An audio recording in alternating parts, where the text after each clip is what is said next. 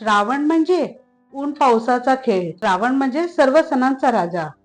या श्रावण महिन्यामध्ये सत्यनारायणची पूजा केली जाते आणि घरोघरी विदर्भामध्ये हा प्रसाद केला जातो.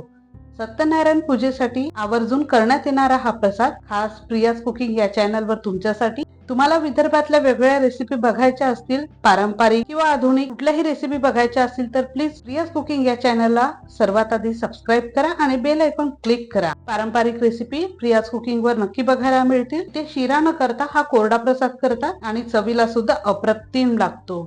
पूर्ण रेसिपी बघायची आहे ना? रेसिपीला सुरुवात करूया. त्याआधी तुळशीचं एक पान, अगदी परफेक्ट हा कोरडा सत्यनारायणाचा प्रसाद.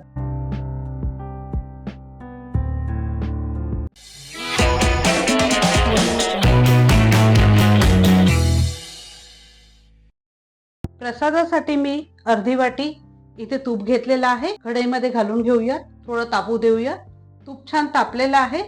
त्यानंतर इथे एक वाटी मी बारीक रवा घेतलेला आहे, तो यात घालून घेते आहे आणि खमंग असं भाजून घेऊयात. विदर्भामध्ये सत्यनारायणच्या पूजेला जेव्हा प्रसाद करतात तो कोरडाच प्रसाद असतो, शिरा नसतो प्रॉपर. त्यामुळे ही खरंच एक युनिक रेसिपी आहे आणि तुम्हाला सुद्धा विदर्भातल्या वेगवेगळ्या रेसिपी बघायला मिळतात.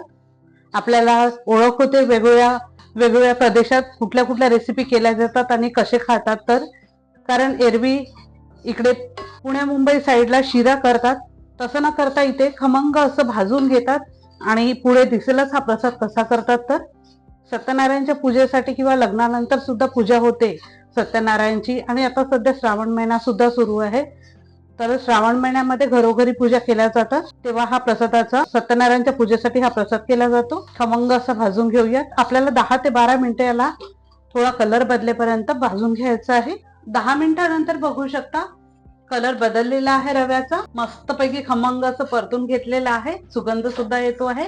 परत आपण 2 ते 3 मिनिटं परत असंच प्रकारे भाजून घेऊया. त्यामुळे रवा कच्चा राहणार नाही. या प्रसादाला हेच वेगळेपण आहे की याला शिऱ्याप्रमाणे भाजतात तर खरं, पण झाकण ठेवून असं स्टीम देत नाही, वाफेवर शिजवत नाही. अगदी न झाकता हा रवा प्रॉपर भाजून दूध असं शिंपून घेणार आहोत. त्यामुळे हलकासा रवा फुलतो आणि चवीला सुद्धा अप्रतिम लागतो.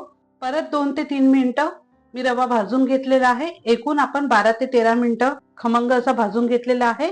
गॅसचा फ्लेम अगदी स्लो होता. त्यानंतर जस्ट मी हातावर दूध घेऊन अशा प्रकारे शिंपून घेते आहे. त्यामुळे हलकासा रवा फुलतो आणि चवीला सुद्धा खूप छान लागतो.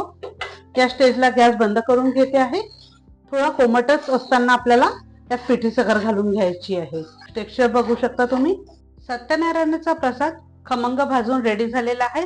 कोमट असतानाच आपण यात 2 लवंग घालून घेऊयात आणि थोडी वेलची घालते आहे. भाजताना सुद्धा घालू शकता, पण याचा वास चालला जातो, सुवास जो असतो तो वास चालला जातो. त्यानंतर अर्धी वाटी पिठी साखर घालते आहे. तुमच्या आवडीनुसार तुम्ही कमी जास्त करू शकता. आणि तुळशीचे पानं, ड्रायफ्रूट सुद्धा घालतात, पण पारंपरिक ही रेसिपी आहे त्यामुळे मी ते तुळशीचे पानं यूज करते आहे. पारंपरिक रेसिपीमध्ये ड्रायफ्रुट्स घालत नाहीत.